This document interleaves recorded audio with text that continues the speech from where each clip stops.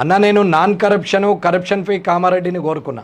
అది కాకుండా ఉవ్వడడ్డం పడినా అని పని చేస్తా. కరప్టెడ్ పీపుల్ పైసలు ఇచ్చొచ్చిన police department, revenue department, collectorate, civil supplies ఏ డిపార్ట్మెంట్ అయినా సరే డిప్యుటేషన్ పెట్టుకున్నా, హెల్త్ అండ్ ఎడ్యుకేషన్ వాళ్ళు ఇష్టం ఉన్నట్టు ట్రాన్స్ఫర్లు పెట్టుకున్నా ఇడిచే ప్రసక్తే లేదు. నేను గెలవాలని ఎంత ప్లాన్ చేసుకున్నాం, గెలిస్తే 5 ఏళ్ళు ఏం చేయాలనో కూడా రెడీ యాక్షన్ ప్లాన్తో ఉన్నాం.